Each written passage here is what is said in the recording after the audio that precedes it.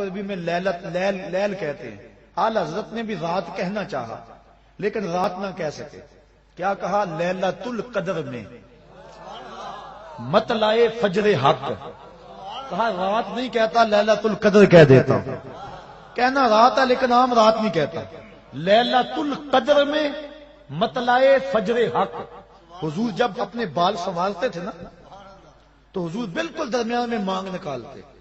ذرا تصور کریں مدینے کے چاند کا. اللہ اکبر. بڑے خوبصورت ہوں گے، بڑے حسین ہوں گے، لیکن میرے حبیب کی پائے خاک جیسے بھی نہیں ہیں. اللہ اکبر. حضور علیہ الصلوۃ والسلام کے خاک پا جیسے بھی نہیں ہیں. بڑے بڑے حسین ہوں گے، بڑے بڑے جمیل ہوں گے، بڑے بڑے مہوش ہوں گے، بڑے بڑے زہرہ جمال ہوں گے، لیکن جو حسن اللہ نے اپنے حبیب کو دیا کسی کو نہیں دیا. جب مانگ نکالتے تھے نا اللہ اکبر درمیان میں تو لگتا تھا ستارے چمک رہے ہیں. اللہ اکبر. کبھی آپ نے دیکھا صبح کو جب تڑکا ہوتا ہے تو اس وقت پوپ پھٹتی ہے کالی رات کے اندھیرے میں. افق سے جب پوپ پھٹتی ہے اعلیٰ حضرت نقشہ کھینچا. کہا حضور یہ جو آپ مانگ نکالتے ہیں نا ایسا لگ رہا ہے جس طرح لیلۃ القدر میں پوپ پھٹ رہی ہو. لیلۃ القدر میں مطلع فجر حق. مانگ کی استقامت پہ لاکھوں سلام. مانگ کی استقامت پہ اللہ اکبر. حضور کی زلفوں کو اللہ اکبر رات کہہ دیا لیکن عام رات نہیں لیلۃ القدر کہا. تو بات ہے اعلیٰ حضرت جب بھی بولتے ہیں حد کرتے ہیں. سکھ نے شاعری شہر یار اپنی جگہ، نعت کہنے کو احمد رضا چاہیے. اعلیٰ حضرت بولے بل بل نے گل ان کو کہا، کمری نے سروے. بات آپ بھولے نہیں کہاں سے بات چل رہی ہے؟ جب حضرت آمنہ کی پہلی نظر رخ محبوب پہ پڑی. اللہ اکبر. تصور جمال ہے. آمنہ کی آنکھیں حضور کو دیکھ رہی ہیں. بیٹا تو کوجا بھی ہو ماں کہتی ہے میرے لال جیسا کوئی نہیں. اس ماں کے صدقے جس کا بیٹا محمد ہے ہماری ساری آبرویں عزتیں اب واقعی اس مٹی پہ قربان جس میں مصطفیٰ کی ماں آسودہ خاک ہے. پہلی نظر پڑی اللہ اکبر. اعلیٰ حضرت بولے کیا؟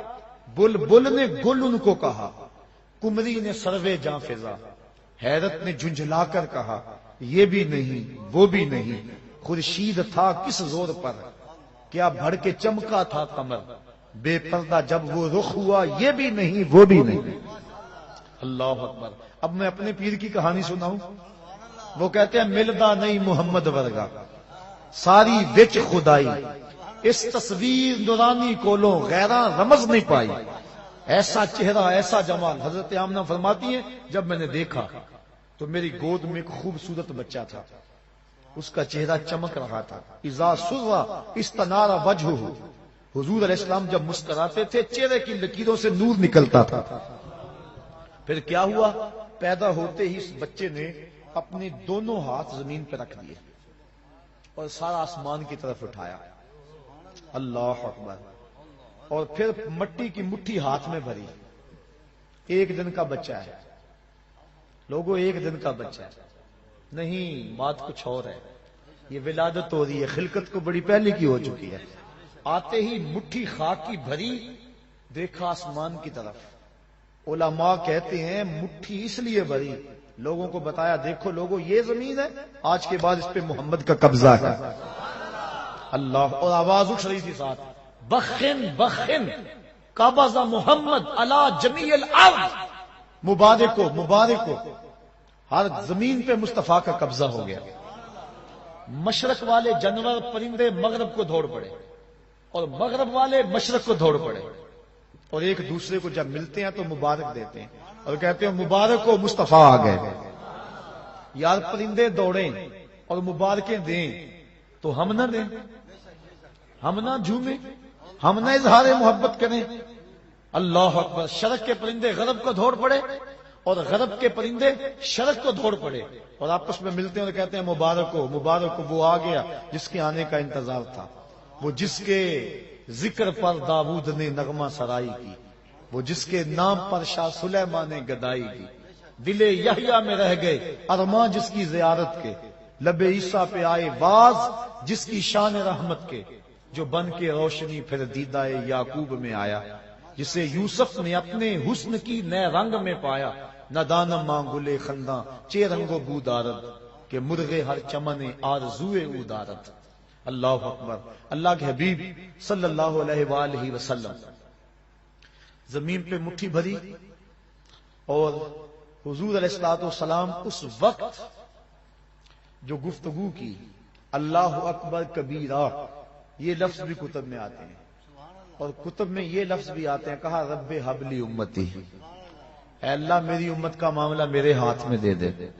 اللہ اکبر. میری امت کا معاملہ میرے لے کے پہلو میں غم امت نادار آئے، امتی امتی کہتے ہوئے سرکار آئے. حضور امتی امتی کہتے ہوئے آئے، ساری زندگی امتی امتی پکارا. غار سجدہ کے نوکیلے پتھروں پہ پیشانی رکھ کے رب حبلی امتی کی صدائیں لگائی. اور حضرت فضل بن عباس کہتے ہیں جب میں نے حضور کو لاحد میں اتارا وقت آخر تو میں نے کفن کی تنیاں کھولی تو لب جنبش میں تھے. میں نے کان قریب کیا دیکھو تو صحیح اب کیا کہہ رہے ہیں، لیکن جب کان قریب کیا تو وہی نغمہ تھا جو ساری زندگی لاپتے رہے. رب حبلی امتی، اے اللہ میری امت کو میرے سپرد کر دے، جس کے لب پہ رہا امتی امتی، یاد ان کی نہ بھولو نیازی کبھی، وہ کہیں امتی تو بھی کہہ یا نبی، میں ہوں حاضر تیری چاکری کی.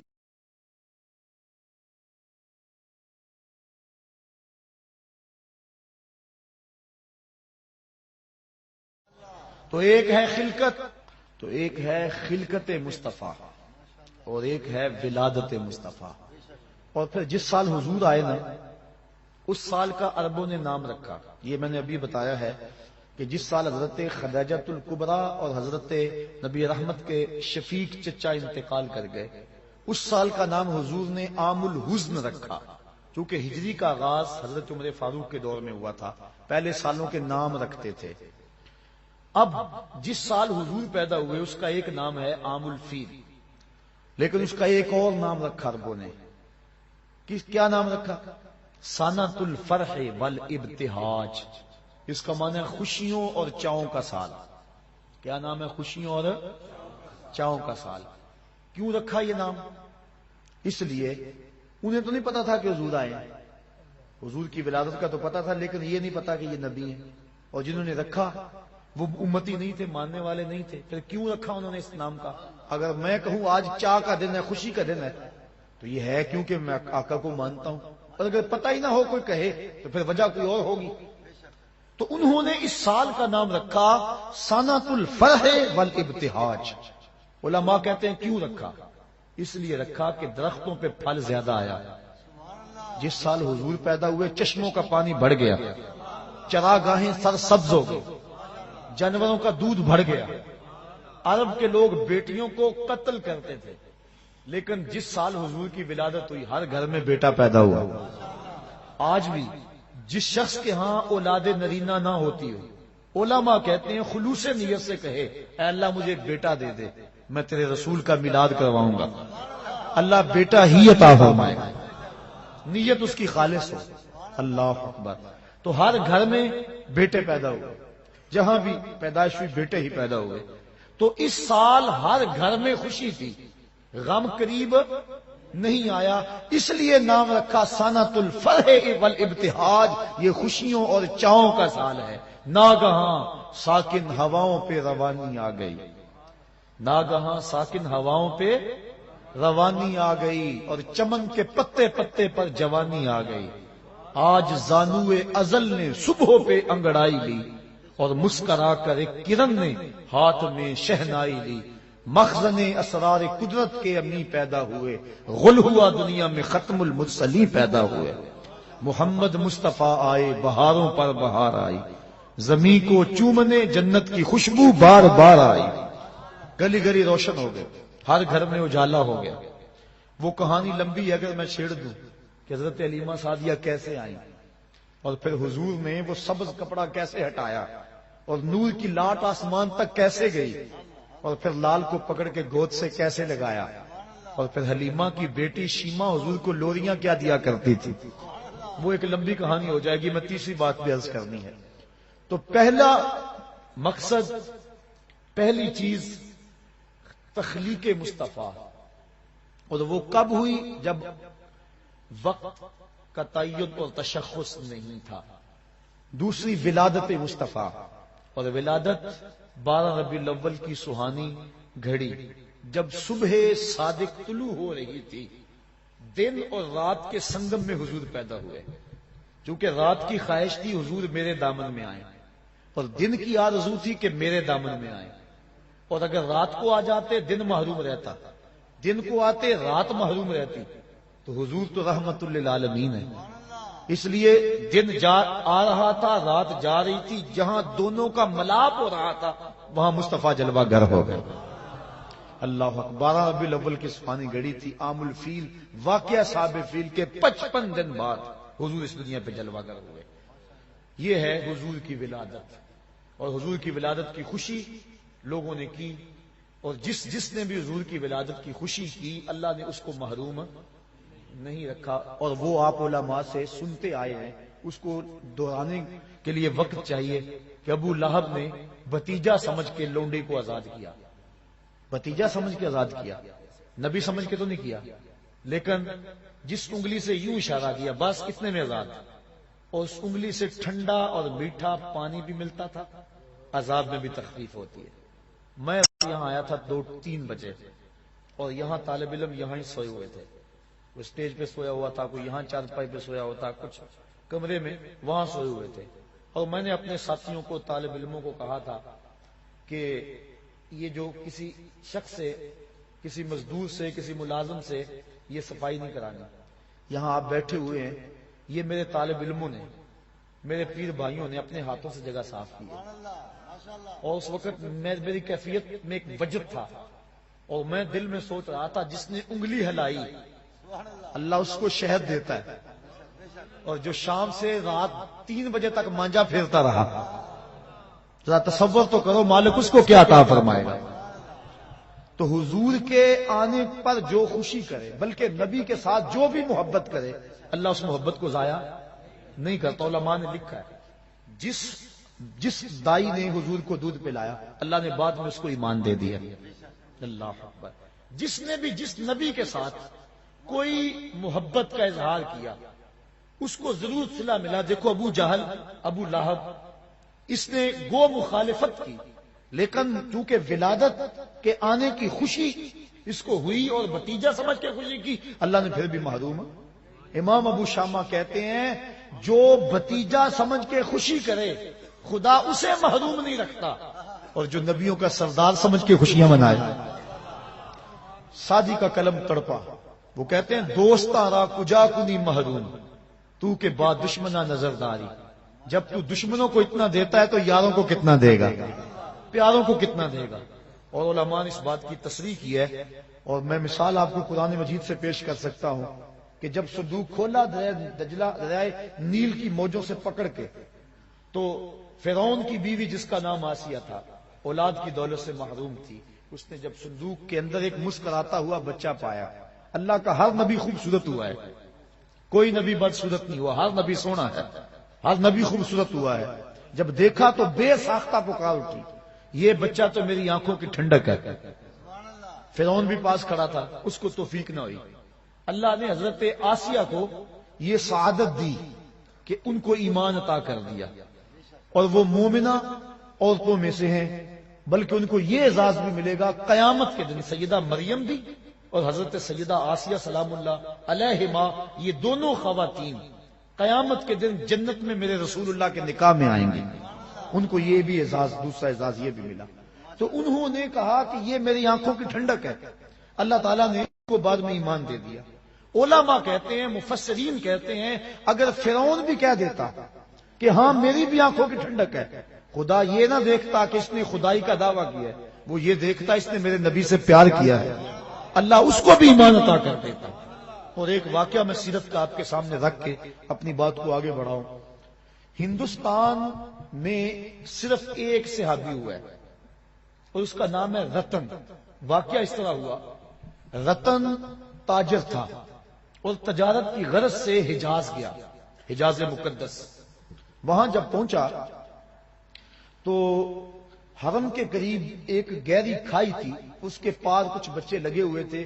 ایک بچہ عمر میں چھوٹا ہونے کی وجہ سے کھائی کے اس سمت ہی انتظار میں تھا کہ میں کھائی کو کیسے عبور کروں.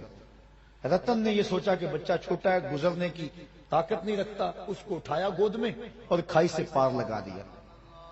اس بچے نے اپنے عربی لہجے میں کہا جزاک اللہ تعالی، ایسی مٹھاس تھی لفظوں میں کہ شہد میں بھی اتنی مٹھاس نہیں ہوتی۔ اللہ اکبر۔ رتن ساری زندگی ان لفظوں کو نہیں بھول سکا، اس نے جو جملے کہے تھے، اس نے جس لہجے میں بات کی تھی۔ خیر وقت گزر گیا، تجارت چھوڑ کے اپنے گھر بیٹھ گیا۔ ایک دن مکان کی چھت پہ لیٹا ہوا ہے رتن، اس نے کیا دیکھا کہ جو آسمان کا چاند ہے وہ دو ٹکڑے ہو گیا اور زمین پہ آ گیا۔ گھبرایا کہ شاید قیامت آ گئی ہے۔ تھوڑی دیر کے بعد پھر کیا دیکھا، چاند دوبارہ جا کے اپنی جگہ پہ جڑ گیا۔ پریشان تھا، یہ کیا ہوا؟ یہ منظر اس نے ہندوستان میں دیکھا۔ کچھ عرصے کے بعد عرب سے کچھ تاجر جو یہاں عرب گئے ہوئے تھے واپس پلٹے، انہوں نے کہانی سنائی کہ مکے میں ایک چاند چڑھا ہے جس نے چاند کو قدموں میں بلایا ہے۔ انہوں نے ساری کہانی سنائی۔ رتن کے دل میں شوق پیدا ہوا، اس کی زیارت کر کے آؤں، اور وہ نبی ہے اس پر ایمان لاؤں۔ گھر سے چلا، سفر کرتا کرتا پہنچا سین حرم میں۔ جب داخل ہوا، حضور صحابہ کے ساتھ سین حرم میں بیٹھے ہوئے تھے۔ یہ آگے ملنے کے لیے ہوا، آقا مسکرا پڑے اور فرمایا اراتن ہندیون، کیا تو رتن ہندی ہے؟ کالا نعم، عرض کی حضور ہاں میں رتن ہندی ہوں، لیکن آپ کو کس نے بتایا ہے؟ کہا جس رب نے مجھے نبی بنایا ہے۔ اب اگلی بات سنیے۔ اب رتن کہنا چاہ رہا تھا کہ میں ایمان لانا چاہتا ہوں۔ آقا کریم نے فرمایا قریب آجا، میں تیرے لیے بیٹھا ہوں۔ تجھے یاد نہیں بچپن میں ایک بچے کو تو نے کھائی سے پار لگایا تھا، وہ بچہ اب تیرے سامنے موجود ہے، اور تو نے مجھ کو اس کھائی سے پار لگایا تھا۔ آج میں کلمہ پڑھا کہ تجھے جہنم کی کھائی سے پار لگانا چاہتا ہوں۔ ایمان کی دولت سے مال ہوا۔ نبی سے جو پیار کیا گیا ہے کبھی رائے گا؟ یہ جو کہتے ہیں سبحان اللہ، اگر آپ کو ٹھنڈ بھی لگ گئی نا سردی میں تو پھر بھی رائے گا نہیں جائے گا۔ اللہ اکبر۔ یہ نبی سے پیار ہے، یہ میرے سے نہیں ہے، بات ذہن میں رکھیں، یہ نبی سے پیار ہے، نبی سے محبت ہے، اور نبی کا نام سن کے ٹھنڈ پڑ جاتی ہے کلیجے کو۔ تو نبی سے کیا گیا پیار رائے گا نہیں جاتا۔ تو حضور کی ولادت پر جن لوگوں نے خوشی کی، اللہ نے ان کو نوازا۔ جو خوشی کرتے ہیں ان کو اللہ نوازے گا، جو خوشی کریں گے اللہ ان کو بھی نوازے گا، کیونکہ اس کا قانون جو ہے وہ تمام کے لیے یکساں ہوتا ہے۔ جو ماضی میں، حال میں اور استقبال میں ایک جیسا اس کا قوانین، اس کے قانون ہوتے ہیں۔ تو پہلا خلقت مصطفیٰ، دوسری چیز ولادت مصطفیٰ۔ اور ولادت کی باتیں اتنی لمبی ہو رہی ہیں کہ اگلا مضمون جو ہے جو میں کہنا چاہ رہا ہوں، اب اس کے لیے بڑا تھوڑا وقت میرے پاس موجود ہے، لیکن کچھ باتیں میں ضرور گوش گزار کروں گا۔ تیسرا کام، تیسری چیز ہے بعثت مصطفیٰ۔ حضور کو جب بحیثیت نبی مبعوث کیا گیا، وہ ہے بعثت مصطفیٰ۔ یہ بھی ربیع الاول کا مہینہ تھا، وہ میں عرض کر چکا ہوں اجمالی خاکے میں۔ ربیع الاول شریف کا مہینہ تھا جب حضور علیہ الصلوۃ والسلام پہ جو ہے وہ وحی کے آثار ظاہر ہوئے، اور آقا کریم صلی اللہ علیہ وآلہ وسلم اپنی نبوت کا پھر اعلان کیا، اور حکم ہوا کہ جو قریبی رشتہ دار ہیں پہلے ان کو ڈراؤ، ان کو بلاؤ۔ حضور نے اپنے قریبی رشتہ داروں کو بلایا۔ حضرت علی المرتضی رضی اللہ تعالی عنہ اسلام کی دولت سے جب مالا مال ہو گئے، حضرت سیدنا صدیق اکبر رضی اللہ تعالیٰ عنہ مالا مال ہو گئے، یہ قریبی لوگ تھے، حضور ان کو دعوت دین دی۔ پھر کیا ہوا کہ ایک دن پھر دعوت عام کی، سارے قریش کو بلایا، بنو ہاشم کے لوگوں کو بلایا، اور بلا کے ان کو دعوت دینا چاہی حضور نے۔ ان کے لیے کھانے کا اہتمام کیا، لنگر کا، انہوں نے لنگر کھایا، کھانا کھایا اور بات سنے بغیر چلے گئے۔ حضور نے اگلے دن پھر حضرت علی سے کہا کہ تم دوبارہ دعوت کرو۔ حضرت حضور کل تو کھانا کھا کے چلے گئے تھے، کہا اب کھانا بعد میں رکھیں گے، پہلے اپنی سنائیں گے۔ کبھی ایسا ہوتا ہے نا، جو کچے لوگ ہوتے ہیں ان کے لیے لنگر بعد میں رکھا جاتا ہے، اور جو پکے ہوتے ہیں ان کو چاہے شام کو کھلا لو وہ ساری رات نہیں جاتے، کیونکہ وہ لنگر کھانے کے لیے نہیں آئے، وہ نبی کے میلاد کا لنگر لینے کے لیے آئے ہوتے ہیں۔ تو فرمایا ان کو لنگر بعد میں آج دیں گے، کیونکہ کچے تھے نا، بلکہ کافر تھے۔ آقا کریم نے ان کو بٹھایا اور بتایا، پیغام سنایا کہ میں اللہ کی طرف سے نبی بن کے آیا ہوں، ہے کوئی اس مجمع میں جو میری مدد کرے، میری نصرت و اعانت کرے؟ تو سب خاموش تھے۔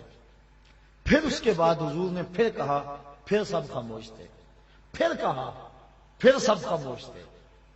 تاریخ بتاتی ہے ایک بچہ تھا اس مجلس میں جس نے جو قمیض پہنی ہوئی تھی اس کی 2 جیبیں تھیں، اور ایک سے کھجورے نکال کے کھاتا، دوسرے میں گٹلیاں رکھتا، اور اس نے اتنے زور سے اپنے بازو اونچے کیے کہ قمیض پھٹ گئی، اور اس نے کہا اس بھرے مجمع میں میں اعلان کرتا ہوں اس نبی پہ جان و دل قربان کرتا ہوں۔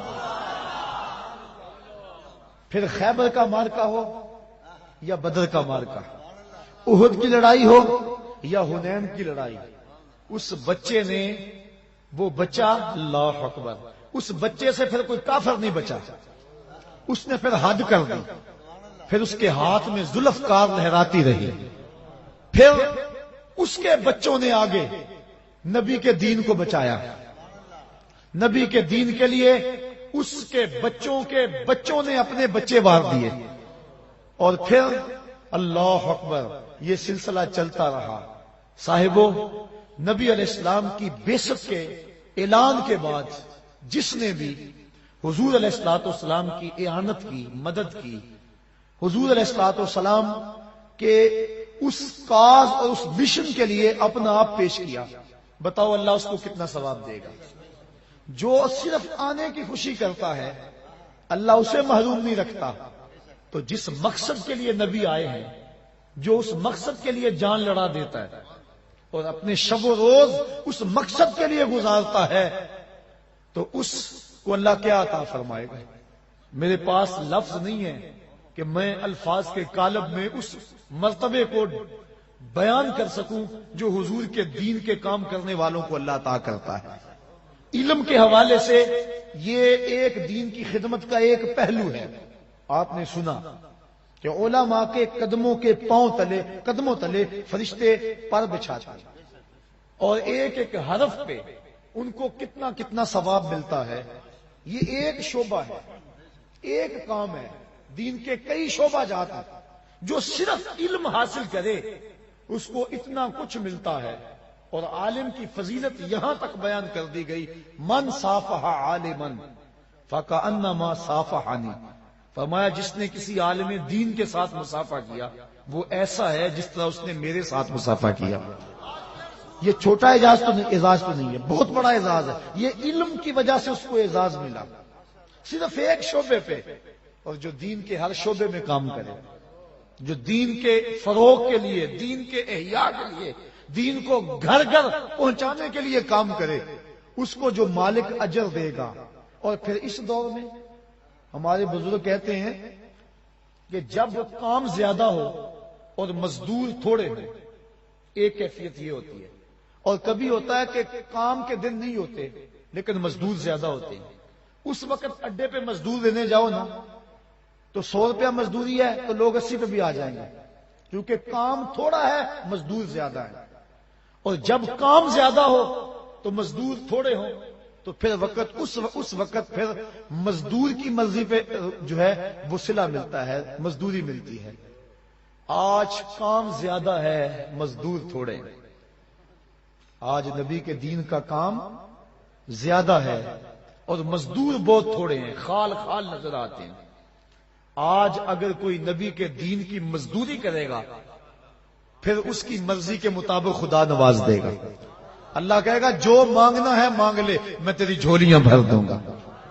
آج نبی کی بعثت وہ ایک الگ مضمون تھا، چونکہ میرے سے وہ مضمون رہ گیا ہے، اب وقت کی نزاکت میرے پاس اتنی نہیں ہے کہ اس کو بیان کروں۔ آخری چند باتیں آپ کے سامنے رکھنا چاہوں گا۔ نبی علیہ السلام جو مبعوث کیے گئے، ایک تو نبی کے منصب تھے اور نبی کے فرائض تھے کہ نبی نے کیا کرنا تھا، امت کو کیا دینا تھا۔ حضور نے جو دینا تھا اس کو حق ادا کر دیا۔ وہ ایک لمبی طویل فہرست ہے کہ کیا کیا ذمہ داریاں تھی نبی کی، اللہ نے کیا لگائیں اور نبی نے کہاں تک ان ذمہ داریوں کو پورا کیا۔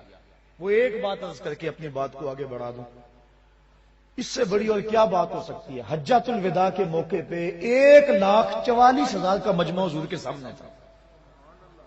یہ حضور کی 23 سالہ کی محنت ہے۔ اللہ اکبر. 23 سال میں پہلے 40 سال بھی شامل ہیں کیونکہ کردار ان 40 سالوں میں پیش کیا، پھر اس کردار کو اپنی نبوت کی گواہی بنایا، اور پھر 23 سال محنت کی اور لوگوں کے سامنے جو ہے وہ دین رکھا. 1,44,000 حج پہ تھے جو گھروں میں تھے، ان کا اندازہ نہیں ہے کہ وہ کتنے تھے. آقا کریم کی کمائی آقا کے سامنے بیٹھی ہوئی ہے. حضور نے صحابہ سے مخاطب ہو کے کہا کہ میں نے مالک نے میرے ذمے جو کام لگایا تھا میں نے اس کام کو ادا کر دیا. وہ پیغام جو میں نے تمہیں پہنچانا تھا کیا میں نے پہنچا دیا؟ اللہ اکبر. صحابہ نے کیا کہا؟ بیک زبان ہو کر، جو چیز حقیقت ہو وہاں بندہ بیک زبان ہو جاتا ہے، ورنہ کوئی کہے اس کے کہنے پہ باقی بھی ساتھ شامل ہو جاتے ہیں، لیکن جو حقیقت ہو اس حقیقت کا انکار نہیں ہوتا. سب نے بیک ہو زبان ہو کا ادیتا و نصحتا. حضور آپ نے حق ادا کر دیا. انہوں نے دیکھا تھا اس دین کے لیے نبی علیہ السلام کبھی طائف کے بازاروں میں کھڑے ہیں، کبھی ذی المجال کی منڈی میں کھڑے ہیں، کبھی عکاظ کے میلے میں کھڑے ہیں، کبھی اللہ کے حبیب مکے کی طرف آنے والے راستوں میں کھڑے ہیں، کبھی حج کے موقع پہ لوگوں کے اندر جا کے ان کو پیغام دین دے رہے ہیں. مصطفیٰ کریم کے لیے کبھی گڑھے کھود رہے ہیں، کبھی کانٹے بچھ رہے ہیں، کبھی اوجریاں ڈالی جا رہی ہیں. حضور نے جن راہوں پہ چل کے آنا ہوتا ہے انہی راہوں پہ کانٹے بچھاتے ہیں. حضور گھر سے نکلتے ہیں، کانٹے اٹھاتے جاتے ہیں، پیغام حق سناتے چلے جاتے ہیں. کوئی لاؤ تو صحیح ایسا، لاؤڈ سپیکر صحیح نہ ہو تو میں تقریر مختصر کر دوں، مجمع تھوڑا ہو تو میں بگڑ جاؤں، لوگ سبحان اللہ نہ کہے تو میں ناراض ہو جاؤں، مجھے تقریر کے بعد نظر نہ ملے، نیاز نہ ملے، نذرانہ نہ ملے، دوبارہ وہاں کا رخ نہ کروں، مجھے کھانا نہ صحیح طرح دے، میں ان کے 100 عیب گنواؤں. یہ میرا اشتہار پہ نام چھوٹا ہے تو میں گلی گلی جو ہے ان کی تدہیق کروں کہ انہوں نے میری تذلیل کی ہے. میں تو اشتہار پہ نام ہے اس نام پہ لڑتا ہوں. میں تو بعد میں مٹھی گرم نہ ہو تو اس پہ لڑائی کرتا ہوں. میں تو لوگ تھوڑے ہوں تو اس پہ لڑتا ہوں. میں تو مجمع صحیح ذوق والا نہ ہو تو میں کہتا ہوں آج تقریر کا لطف نہیں آیا. میں تقریر کے لطف پر روتا ہوں. نبی کانٹوں بچھے ہوئے کانٹوں میں کھڑا ہو کے تبلیغ کرتا ہے تو کیوں نہ کہتے ادیتا و نصحتا. حضور آپ نے حق ادا کر دیا.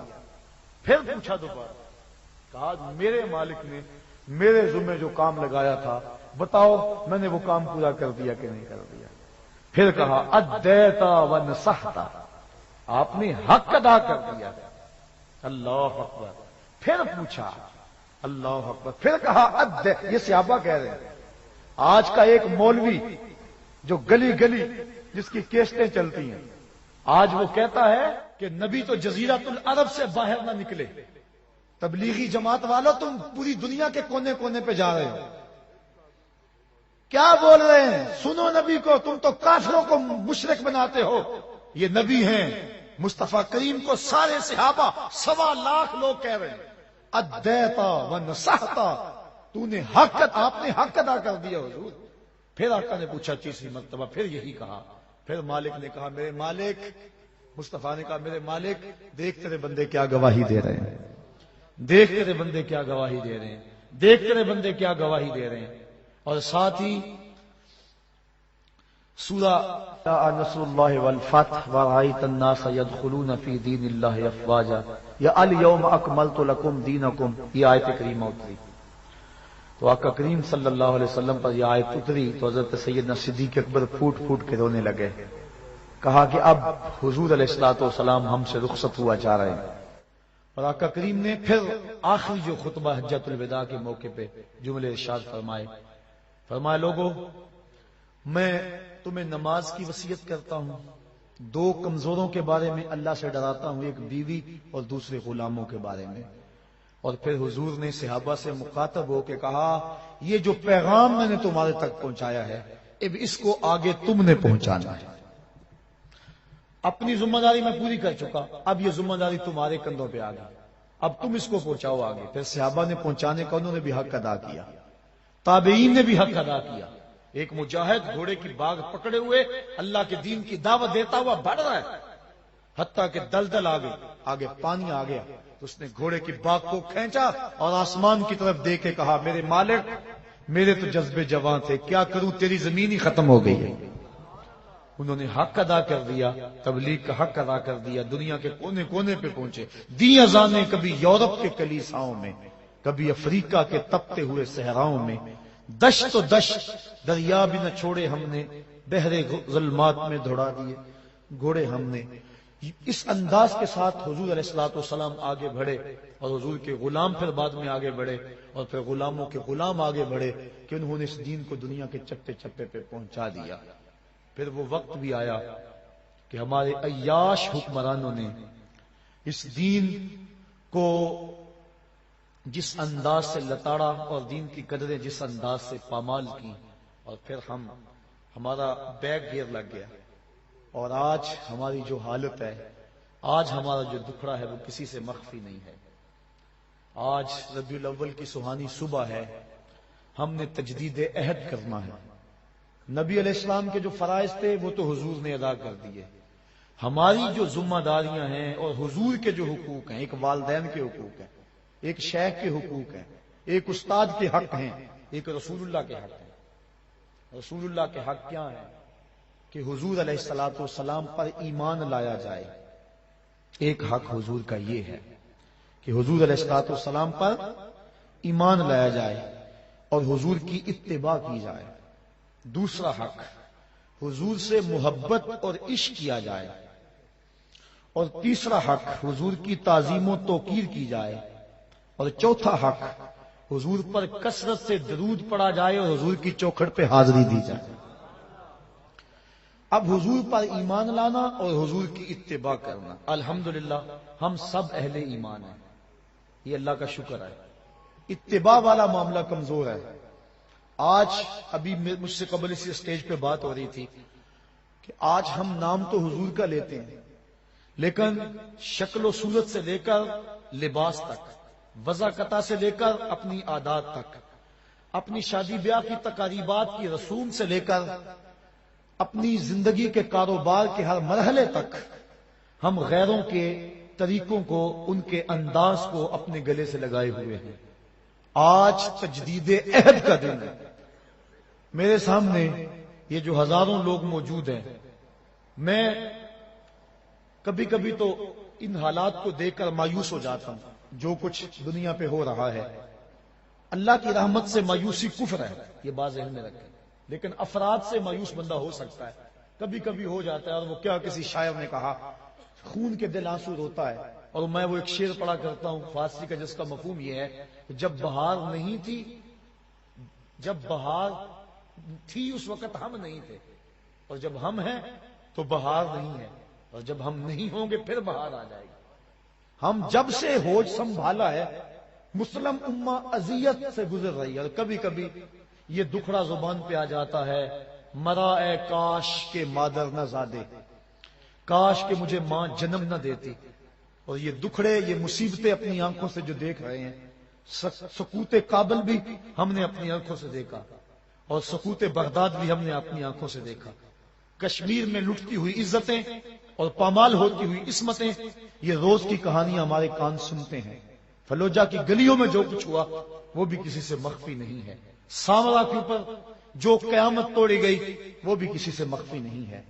نصف صدی سے فلسطین کے اندر جو خون کی ہولی کھیلی جا رہی ہے اور جو مسلمانوں کو اذیت کا شکار کیا گیا ہے وہ بھی ہمارے کلیجے چیر رہا ہے۔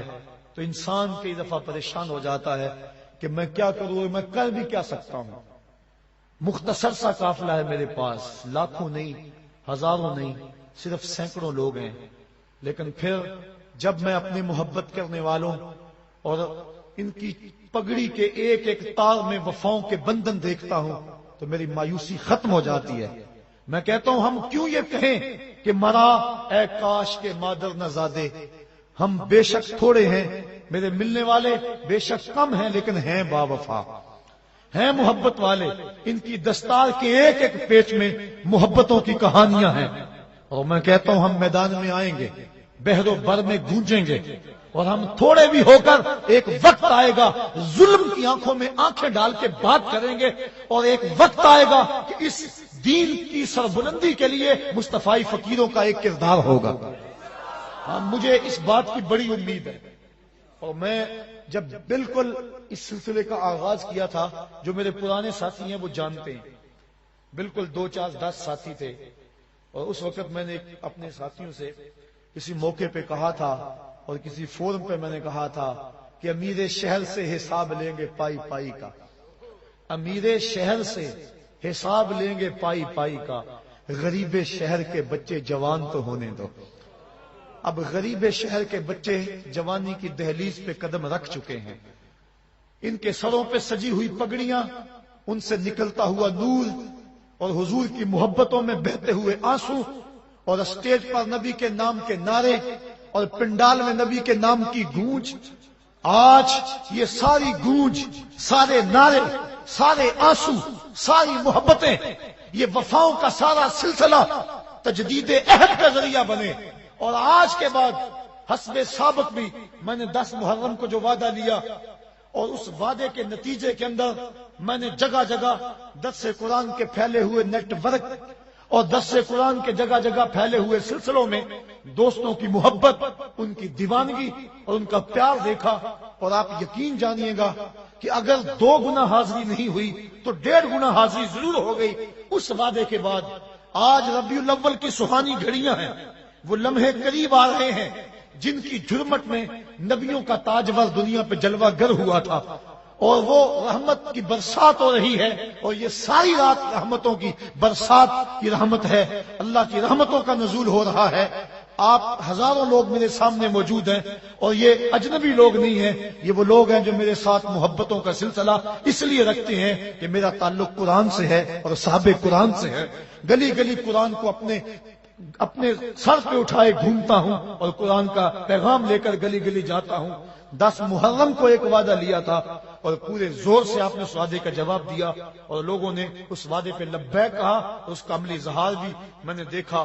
آج مصطفیٰ جان رحمت پہ چھم چھم برستی اس سہانی گھڑیوں کے حسین لمحوں کے اندر وہی وعدہ آپ سے دہرانا چاہتا ہوں۔ میرا ہر بار کوئی نیا وعدہ نہیں ہوتا، آج پھر وہی وعدہ ہے، اور یہ وعدہ آپ نے زبان سے نہیں، دل کی اتھاہ گہرائیوں سے کرنا ہے، اور زبان سے قوت سے اس وعدے کی پختگی پر مہر لگانی ہے، اور آپ کی یہ آواز ہوا کے دوش پہ گنبد خضرا کے مکین تک بھی پہنچ رہی ہے، اور مصطفیٰ کریم تمہارے اس منظر کو دیکھ رہے ہیں۔ اور آج میں کہہ رہا تھا، سوچ رہا تھا، جب یہاں یہ نوجوان مصطفیٰ جان رحمت کے نغمے الاپ رہے تھے، اور یہ کس شہنشاہ آمد کی جو ہے وہ آمد ہے، کس کے شہنشاہ والا کی آمد ہے، پکارو یا رسول اللہ، اور آپ کھڑے تھے، ہاتھ لہرا رہے تھے، اور میں اس وقت سوچ رہا تھا، میں نے پچھلے بھی ایک دن کہا تھا کہ ڈنمارک کے پاس اور مغرب کے پاس سیٹلائٹ کا انتظام ہے، اور ان کے پاس جو ہے وہ نظام ہے، بڑا مربوط نظام ہے۔ وہ ذرا ادھر دیکھے تو صحیح، پاکستان کے چپے چپے پہ، عالم اسلام کے گوشے گوشے میں دیکھ مصطفیٰ کے نعرے لگ رہے ہیں۔ کون ہے مصطفیٰ کی عظمت کو گھٹانے والا؟ جس کے سر پہ وَرَفَعْنَا لَكَ ذِكْرَكَ کا تاج خدا نے رکھا ہو، جس کی عظمتوں کی گواہی خدا نے دی ہو، اور جس کو اتنی بلندیاں دی کہ قدموں کی چاپ فراز عرش پر گونجتی رہے۔ حضرت عیسیٰ جس کے نالین کے تسمے کھولنے کی سعادت کے لیے آرزو اور تمنائیں کرتے رہے، وہ کتنا بلند ہے، کتنا بالا ہے، کتنا اونچا نبی ہے۔ تو آج ہم نے آج کے اس مبارک دن تجدید عہد کرنی ہے۔ آج کے بعد ہم نے اللہ رسول سے وعدہ کرنا ہے، ہم جئیں گے تو اللہ کے لیے، ہم مریں گے تو دین کے لیے، اور زندگی کی آخری سانس تک رسول اللہ کے وفادار رہیں گے۔ یہ آج ہمارا تجدید عہد ہے۔ آج دوبارہ ہم یہ وعدہ کرتے ہیں، اور یہ وعدہ آپ میرے سے نہیں کر رہے، اور یہ وعدہ میں بھی کر رہا ہوں، اور میں آپ سے نہیں کر رہا، میں اور آپ دونوں مصطفیٰ جان رحمت سے وعدہ کر رہے ہیں۔ آج جو کچھ ہو رہا ہے اور جو ضرورت ہے، میں پھر وہی بات کہوں گا، میرے رسول کے غلاموں، مصطفیٰ کو دین کے لیے مزدوروں کی ضرورت ہے۔ کیا مصطفیٰ کے دین کے لیے مزدوری کرو گے؟ کیا 8 گھنٹے ڈیوٹی دو گے یا 24 گھنٹے ڈیوٹی دو گے؟ آج ان ہواؤں کو، ان فضاؤں کو، سحر کے ان لمحوں کو، اور گنبد خضرا کے مکین کو گواہ بنا کے اپنے مالک سے وعدہ کرو کہ میرے مالک، ہم تیرے دین کے لیے جو ہے وہ ڈیوٹی کریں گے، تیرے دین کی مزدوری کریں گے، ہم جیئیں گے تو تیرے لیے، ہم مریں گے تو تیرے دین کے لیے، اور زندگی کی آخری سانس تک تیرے رسول کے وفادار رہیں گے۔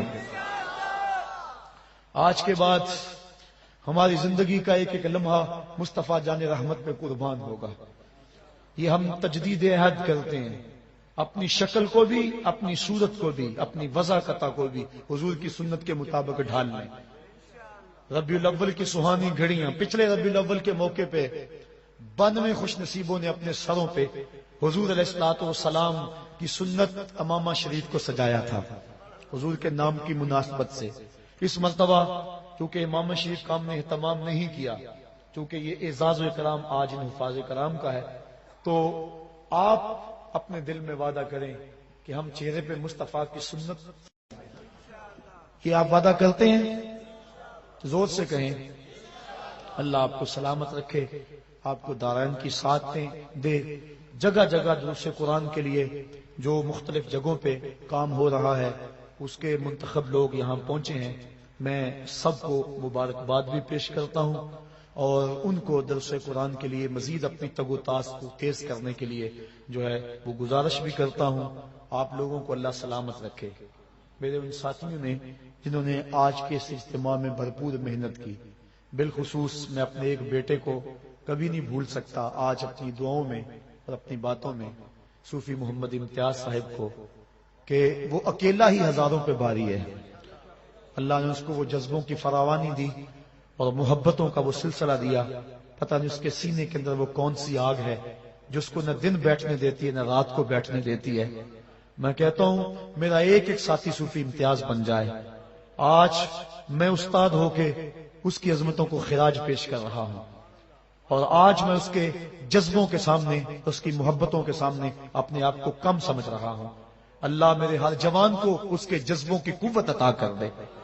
اور یہ مصطفی قافلہ جو سوئے مدینہ نکلا ہے، راستے کی ہر رکاوٹ کو دور کرتا ہوا، نبی کی عظمت کے نعرے لگاتا ہوا، نبی کے جھنڈے لہراتا ہوا مصطفیٰ کی چوکھٹ پہ سلامی دے گا. اور ہم دونوں ہاتھ باندھ کے مصطفیٰ جان رحمت کا بلاوا اور مصطفیٰ جان رحمت کا نعرہ لگائیں گے. ایک نعرہ، اس کے بعد وقت قریب ہو رہا ہے اور ہم نے حضور علیہ الصلوۃ والسلام کی بارگاہ میں ہدیہ صلاۃ والسلام پیش کرنا ہے. نعرہ تکبیر، نعرہ رسالت، نعرہ رسالت، نعرہ رسالت. آپ دل کے نہاں خانے میں بھی نبی کو پکاریں، نبی تمہاری آواز کو سنتا ہے. لیکن سحری کے یہ لمحے مصطفیٰ کریم علیہ الصلوۃ والسلام کی محبتوں اور حضور کی الفتوں کا یہ وفود، آج ہم ڈنمارک کو اور اس کے ایجنٹوں کو بھی بتانا چاہتے ہیں کہ دیکھو نبی علیہ السلام کی عظمتوں کو کوئی نہیں گھٹا سکتا. آج کائنات کا ایک ایک ذرہ نبی پہ درود پڑ رہا ہے. خدا کی قسم کتنی رحمتیں برس رہی ہیں. یہ صرف یہاں نہیں ہے، پورے شہر کی ایک ایک مسجد میں نبی کا تذکرہ ہو رہا ہے. اور ابھی تھوڑی دیر کے بعد جگہ جگہ لاؤڈ سپیکر کھل جائیں گے. یہ صرف اظہار و اعلان کے لیے ہے، ورنہ کتنے لوگ ہیں جو بند ہجروں میں آنسو بہاتے ہوئے نبی پہ درود پڑھتے ہیں. یہ اعلان کے لیے، ذوق دلانے کے لیے ایسا ہوتا ہے، ورنہ کائنات کا ایک ایک ذرہ، ہر شجر کا ایک ایک پتا، ہر دریا کا ایک ایک قطرہ، افلاک کے ستارے، زمین کی ہر شے، آسمان کے کمکمے، عرش کی کندیلیں، بلکہ خود مالک عرش مصطفیٰ پہ درود پڑھ رہا ہے. اور اب وہ درود کے لمحے قریب ہو رہے ہیں، وہ لمحے آ رہے ہیں جن سہانی گھڑیوں میں مصطفیٰ علیہ السلام آمنہ کے کلبہ ہزاں کو روشن کرنے کے لیے جلوہ گر ہوئے تھے. تو میں اور آپ پورے ادب سے کھڑے ہوں گے اور یوں سمجھیں گے کہ حضور کی چوکھٹ پہ حاضر ہیں اور آقا کریم علیہ السلام کی بارگاہ